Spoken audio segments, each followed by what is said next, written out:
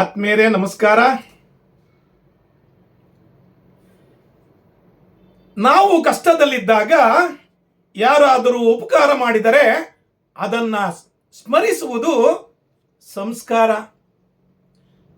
ನಾವು ಅವರಿಗೆ ಪ್ರತಿ ಉಪಕಾರ ಮಾಡಿದರೆ ಅದು ಧರ್ಮ. ನಮ್ಮನ್ನ ಯಾರಾದರೂ ನಂಬಿ ಬಂದು ಅವರನ್ನ ನಾವು ಕೈ ಹಿಡಿದು ಮೇಲೆತ್ತಿದರೆ ಅದು ಭಾರತೀಯ ದೇಶದ ಸಂಸ್ಕೃತಿ. ಈ ಎಲ್ಲವೂ ಸಹಿತ ಸಂಸ್ಕಾರ, ಸಂಸ್ಕೃತಿ, ಧರ್ಮ ಭಾರತದ ಮಣ್ಣಿನಲ್ಲೇ ಹುಟ್ಟಿದೆ. ಇದು ಸಂಸ್ಕಾರ, ಸಂಸ್ಕೃತಿ, ಧರ್ಮ ನಮಗಿಂತ ಅಂದರೆ ಗಂಡಸರಿಗಿಂತ ಮಹಿಳೆಯರಲ್ಲೇ ಹೆಚ್ಚು. ಏನಂತೀರಿ? ಹಾಗೂ ನಾನಿವತ್ತು ಇಬ್ಬರು ಮಹಿಳಾ ನಾಯಕಿಯರ ಬಗ್ಗೆ ತಿಳಿಸ್ಲಿಕ್ಕೆ ಅಂತ ಬಯಸ್ತಾ ಇದ್ದೇನೆ. ನಂಬರ್ 1, ಕಾಂಗ್ರೆಸ್ ಪಕ್ಷದ ಅಧಿನಾಯಕಿ ಸೋನಿಯಾ ಗಾಂಧಿ ಮೇಡಮ್. ನಂಬರ್ 2, ಇಂದಿರಾ ಗಾಂಧಿಯ ಮೊಮ್ಮಗಳು, ಇಂದಿರಾ ಗಾಂಧಿಯ ಪಡಿಯಚ್ಚು ಹಾಗೂ ಮುಂದಿನ ಪ್ರಧಾನಿ ಅಭ್ಯರ್ಥಿ ಪ್ರಿಯಾಂಕಾ ವಾದ್ರಾರ ಬಗ್ಗೆ ತಿಳಿಸಬೇಕು ಅಂತ ಬಯಸ್ತಾ ಇದ್ದೇನೆ. ಸ್ನೇಹಿತರೆ, ಈ ದಿನದ ವಿಶೇಷ ಸಮಾಚಾರ, ಪ್ರಿಯಾಂಕಾ ವಾದ್ರಾರವರ ಯಾರ ಪರ? ಪ್ರಿಯಾಂಕಾ ವಾದ್ರಾರ್ ಅವರು ಸಿದ್ದರಾಮಯ್ಯನವರ ಪರವೋ ಅಥವಾ ಡಿ.ಕೆ. ಶಿವಕುಮಾರ್ ಅವರ ಪರವೋ ಮತ್ತು ಏಕೆ? ನಂಬರ್ 3, ಡಿ.ಕೆ. ಸಿಎಂ ಆಗ್ತಾರಾ? ಇವು ಮೂರೂ ವಿಚಾರಗಳನ್ನ ನಿಮಗೆ ತಿಳಿಸಬೇಕು ಅಂತ ನಾನು ಬಂದಿದ್ದೇನೆ. ನಾನು Prajakiya Srinivas Belur. Welcome to Prajakiya YouTube channel. ಮಿತ್ರರೇ, ನೀವಿನ್ನು ನನ್ನ ಚಾನಲ್ಗೆ ಸಬ್ಸ್ಕ್ರೈಬ್ ಆಗಿಲ್ಲ ಅಂದ್ರೆ ದಯಮಾಡಿ ಸಬ್ಸ್ಕ್ರೈಬ್ ಆಗಿ ಹಾಗೂ ಈ ವಿಡಿಯೋವನ್ನ ಸಂಪೂರ್ಣವಾಗಿ ನೋಡಿ ನಿಮ್ಮ ಅಭಿಪ್ರಾಯ, ಅನಿಸಿಕೆಗಳನ್ನ ಕಾಮೆಂಟ್ಸ್ ಮಾಡಿ ತಿಳಿಸಿ. ಹಾಗಾದ್ರೆ ಈ ವಿಡಿಯೋವನ್ನ ಮುಂದುವರಿಸೋಣ. ಸ್ನೇಹಿತರೆ, ಕರ್ನಾಟಕ ರಾಜ್ಯದಲ್ಲಿ ಅಧಿಕಾರ ಹಸ್ತಾಂತರ ಅನ್ನೋದು ಒಂದು ಕೊನೆಯ ಹಂತ ತಲುಪಿದೆ ಅನ್ಸುತ್ತೆ. ಈಗ ಸಿಎಂ ಸಿದ್ದರಾಮಯ್ಯನವರು ಮುಖ್ಯಮಂತ್ರಿಯಾಗಿಯೂ ಡಿ.ಕೆ. ಶಿವಕುಮಾರ್ ಅವರು ಉಪಮುಖ್ಯಮಂತ್ರಿಯೂ ಆಗಿದ್ದಾರೆ. ಆದರೆ ಒಪ್ಪಂದ ಆಗಿದೆ ಅಂದರೆ ಅದರ ಬಗ್ಗೆ ಖಚಿತ ಮಾಹಿತಿ ಇಲ್ಲ. ಸಿದ್ದರಾಮಯ್ಯನವರು ಒಪ್ಪಂದ ಆಗಿಲ್ಲ ಅಂತಾರೆ, ಡಿ.ಕೆ. ಶಿವಕುಮಾರ್ ಅವರು ಒಪ್ಪಂದ ಆಗಿದೆ ಅಂತ ಹೇಳ್ತಾರೆ. ಅದಕ್ಕೆ ಖಚಿತ ಮಾಹಿತಿ ಇಲ್ಲ, ದಾಖಲೆಗಳಿಲ್ಲ. ಆದರೂ ಸಹಿತ ಒಪ್ಪಂದ ಆಗಿದ್ರೆ ಡಿ.ಕೆ. ಶಿವಕುಮಾರ್ ಅವರನ್ನ ಮುಖ್ಯಮಂತ್ರಿ ಮಾಡಬೇಕು, ಅಧಿಕಾರ ಹಸ್ತಾಂತರ ಮಾಡಬೇಕು. ಈ ನಾಯಕತ್ವದ ಜವಾಬ್ದಾರಿಯನ್ನ ಡಿ.ಕೆ. ಶಿವಕುಮಾರ್ ಅವರಿಗೆ ಕೊಡಬೇಕು. ಆದರೆ ರಾಹುಲ್ ಗಾಂಧಿ ಅವರಿಗೆ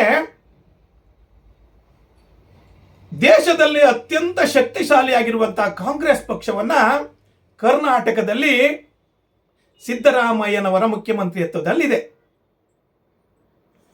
ಇದನ್ನ ಏನಾದ್ರೂ ಸಿದ್ದರಾಮಯ್ಯನವರನ್ನ ನಾವು ಬದಲಿಸಿದ್ರೆ ಅದರಿಂದ ಪ್ರತಿಕೂಲ ವಾತಾವರಣ ಏನಾದ್ರು ನಿರ್ಮಾಣವಾಗುತ್ತೋ ಅನ್ನೋ ಭಯ ಒಂದು ಕಡೆ. ಆದ್ರೆ ಡಿ.ಕೆ. ಶಿವಕುಮಾರ್ ಅವರು ಪಕ್ಷಕ್ಕೋಸ್ಕರ ತ್ಯಾಗ ಮಾಡಿದ್ದಾರೆ ಅನ್ನೋದು ಸಹಿತ ಗೊತ್ತಿದೆ.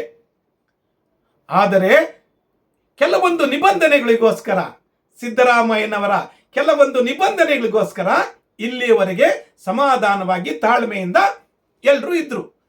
ಆದರೆ ಈಗ ಆ ಒಂದು ಹಂತವನ್ನ ದಾಟಿದೆ. ಆ ಹಂತ ಇದೆಯಲ್ಲ, ತಾಳ್ಮೆಯ ಹಂತ. 2.5 ವರ್ಷಗಳ ಕಾಲ ಕಣ್ಣಿಗೆ ಎಣ್ಣೆ ಬಿಟ್ಟುಕೊಂಡು ಕಾದಂತ ಡಿ.ಕೆ. ಬ್ರದರ್ಸ್ ಈಗ ನಮಗೆ ಅಧಿಕಾರ ಬೇಕೇ ಬೇಕು ಅಂತ ಕೇಳ್ತಾ ಇದ್ದಾರೆ. ಮೊನ್ನೆ ದೆಹಲಿಗೆ ಹೋದಾಗ ರಾಬರ್ಟ್ ವಾದ್ರಾರ ಮೂಲಕ ಪ್ರಿಯಾಂಕಾ ಗಾಂಧಿಯವರಿಗೆ ಒತ್ತಡವನ್ನ ಹಾಕಿದ್ದಾರೆ. ರಾಬರ್ಟ್ ವಾದ್ರಾ ಮತ್ತು ಡಿ ಕೆ ಶಿವಕುಮಾರ್ ಅವರ ಫ್ಯಾಮಿಲಿ ಬಹಳ ನಿಯರೆಸ್ಟ್ ಇದೆ, ವ್ಯಾವಹಾರಿಕವಾಗೂ ಇದೆ ಅಂತ ಬಹಳಷ್ಟು ಜನ ಮಾತಾಡ್ತಾರೆ.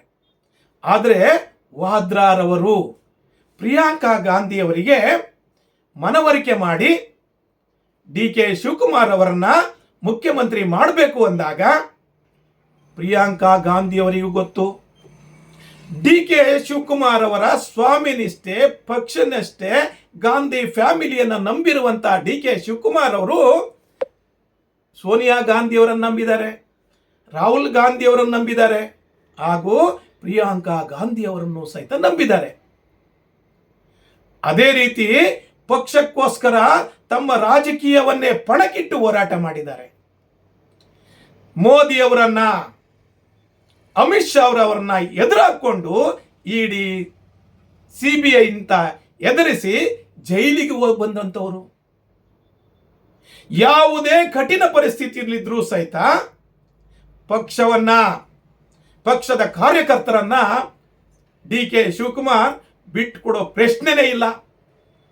ಅವರ ರಕ್ತದ ಕಣಕಣದಲ್ಲೂ ಸಹಿತ ಕಾಂಗ್ರೆಸ್ ಇದೆ ಅಂತ ಪ್ರಿಯಾಂಕಾ ಗಾಂಧಿ ಅವರಿಗೂ ಗೊತ್ತು. ಹಾಗಾಗಿ ಅವರು ಹಠ ಹಿಡಿದು ಬಹಳ ಒತ್ತಾಯ ಮಾಡಿ ತಮ್ಮ ತಾಯಿಯನ್ನ ಸೋನಿಯಾ ಗಾಂಧಿ ಅವರನ್ನು ಒಪ್ಪಿಸಿದ್ದಾರೆ.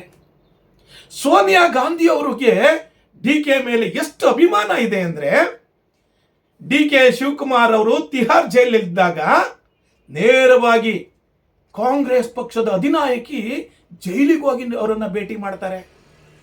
ಜೈಲಿಂದ ಹೊರ ಬಂದಾದ್ಮೇಲೆ ಅವರನ್ನ ಕೆಪಿಸಿಸಿ ಅಧ್ಯಕ್ಷರನ್ನಾಗಿ ಮಾಡ್ತಾರೆ. ಇದು ಸೋನಿಯಾ ಗಾಂಧಿ ಅವರಿಗೆ ಮತ್ತು ಡಿ ಕೆ ಬ್ರದರ್ಸ್ ಇರುವಂತಹ ಅವಿನಾಭಾವ ಸಂಬಂಧ. ಡಿ ಕೆ ಬ್ರದರ್ಸ್ ಅವರು ಸಹಿತ 2023 ಚುನಾವಣೆಯಲ್ಲಿ ತಮ್ಮ ತನು ಮನ ಧನ ಎಲ್ಲವನ್ನ, ತಂತ್ರ ಕುತಂತ್ರ ಎಲ್ಲವನ್ನ ಉಪಯೋಗಿಸಿ ಕಾಂಗ್ರೆಸ್ ಪಕ್ಷವನ್ನ ಅಧಿಕಾರಕ್ಕೆ ತರುವಲ್ಲಿ ಅವರೂ ಒಬ್ಬರಾಗಿರ್ತಾರೆ. ಆದರೆ ಹೈಕಮಾಂಡ್ ಆದೇಶದ ಪ್ರಕಾರ ಸಿಎಂ ಸಿದ್ದರಾಮಯ್ಯನವರನ್ನ ಮುಖ್ಯಮಂತ್ರಿ ಸ್ಥಾನದಲ್ಲೂ, ಡಿ ಕೆ ಶಿವಕುಮಾರ್ ಅವರನ್ನ ಉಪಮುಖ್ಯಮಂತ್ರಿ ಸ್ಥಾನದಲ್ಲೂ, ಕೆಪಿಸಿಸಿ ಅಧ್ಯಕ್ಷರಾಗಿಯೂ ಸಹಿತ ಮುಂದುವರಿಸ್ತಾರೆ. ಈಗ ಒಪ್ಪಂದ ಆಗಿದ್ರೆ ಆ ಒಪ್ಪಂದದಂತೆ ನುಡಿದಂತೆ ನಡಿಲಿಕ್ಕೆ ಸಿಎಂ ಸಿದ್ದರಾಮಯ್ಯನವರನ್ನು ಯಾವುದೇ ತೊಂದರೆ ಇಲ್ಲದೆ ಒಪ್ಪಿಸಿ, ಹಾಗೂ ಪ್ರಿಯಾಂಕಾ ಗಾಂಧಿಯವರ ಸಹೋದರರಾದಂಥ ರಾಹುಲ್ ಗಾಂಧಿಯವರನ್ನು ಸಹಿತ ಒಪ್ಪಿಸಿ, ಫ್ಯಾಮಿಲಿಯಲ್ಲಿ ಎಲ್ಲರೂ ಒಪ್ಪಿಗೆ ಈಗ ಸಿದ್ದರಾಮಯ್ಯವರನ್ನ ಮನವೊಲಿಸಿ ಡಿ ಕೆ ಶಿವಕುಮಾರ್ ಅವರನ್ನ ಮುಖ್ಯಮಂತ್ರಿ ಮಾಡುವಂತ ಸಮಯ ಬಂದಿದೆ. ಅದಕ್ಕೆ ಡಿ ಕೆ ಸುರೇಶ್ ಅವರು ಹೇಳ್ತಿರೋದು, ಸಂಕ್ರಾಂತಿ ಕಳೆದ ಮೇಲೆ ಶುಭವಾಗ್ತದೆ, ಒಳ್ಳೆಯ ದಿನಗಳು ಬರುತ್ತೆ ಅಂತ. ಡಿ ಕೆ ಶಿವಕುಮಾರ್ ಅವರಿಗೆ ಮತ್ತು ಡಿ ಕೆ ಸುರೇಶ್ ಅವರಿಗೆ ಹೈಕಮಾಂಡ್ ಮೇಲೆ ಎಷ್ಟೊಂದು ವಿಶ್ವಾಸ ಅಂದ್ರೆ, ನಮಗೆ ಕಾರ್ಯಕರ್ತರೇ ಬೇಕು, ಈ MLAಗಳೇ ಬೇಕಾಗಿಲ್ಲ, ನನಗೆ ಹೈಕಮಾಂಡ್ ಸಪೋರ್ಟ್ ಮಾಡುತ್ತೆ ಅನ್ನೋ ಅಚಲವಾದ ನಂಬಿಕೆ ಡಿ ಕೆ ಶಿವಕುಮಾರ್ ಅವರಿಗಿದೆ. ಅದನ್ನ ಈಗ ಪ್ರಿಯಾಂಕಾ ಗಾಂಧಿ ಅವರು ಬಹಳ ಸೂಕ್ಷ್ಮವಾಗಿ ತಾಯಿಯನ್ನ ಒಪ್ಪಿಸಿ, ಅಣ್ಣನವರನ್ನ ಒಪ್ಪಿಸಿ, ಒಂದು ದೊಡ್ಡ ಮಟ್ಟದ ಬದಲಾವಣೆ ಆಗಬೇಕು, ಅಧಿಕಾರ ಹಸ್ತಾಂತರ ಆಗಲೇಬೇಕು ಅಂತ 9ನೇ ತಾರೀಕು ಒಂದು ಮೀಟಿಂಗ್ ಅನ್ನ ಕಂಡಕ್ಟ್ ಮಾಡಿದ್ದಾರೆ. ಅದಕ್ಕೆ ಸಿಎಂ ಸಿದ್ದರಾಮಯ್ಯನವರು ಮತ್ತು ಡಿ ಕೆ ಶಿವಕುಮಾರ್ ಇಬ್ಬರೇ ಬರಬೇಕು, ಇಬ್ಬರನ್ನ ಒಪ್ಪಿಸಿ ಪ್ರೀತಿಯಿಂದ ಗೆದ್ದು ಡಿ ಕೆ ಶಿವಕುಮಾರ್ ಅವರನ್ನ ಮುಖ್ಯಮಂತ್ರಿ ಮಾಡ್ತಾರೆ ಅಂತ. ಇದು ನನ್ನ ಈ ದಿನದ ವಿಚಾರ. ಡಿ ಕೆ ಮುಖ್ಯಮಂತ್ರಿ ಆಗ್ತಾರಾ ಅಥವಾ ಸಿದ್ದರಾಮಯ್ಯನವರು ಯಾವುದಾರು ತಂತ್ರಗಳನ್ನು ಉಪಯೋಗಿಸ್ತಾರ? ಹೈಕಮಾಂಡ್ ಆದೇಶವನ್ನ ಇಬ್ಬರು ಪಾಲಿಸ್ತಾರ, ಅಧಿಕಾರ ಹಸ್ತಾಂತರವಾಗುತ್ತಾ? ಇದು ನನ್ನ, ನಿಮ್ಮ ಮತ್ತು ಕರ್ನಾಟಕದ ಎಲ್ಲ ಪ್ರಜೆಗಳ ಪ್ರಶ್ನೆ. ಏನಂತೀರಿ? ನಿಮ್ಮ ಅಭಿಪ್ರಾಯ ಮತ್ತು ಅನಿಸಿಕೆಗಳನ್ನು ಕಾಮೆಂಟ್ಸ್ ಮಾಡಿ ತಿಳಿಸಿ. ನನ್ನ ಈ ವಿಡಿಯೋ ನೋಡಿದ್ದಕ್ಕೆ ನಿಮಗೆಲ್ಲರಿಗೂ ಶರಣಾರ್ಥಿ.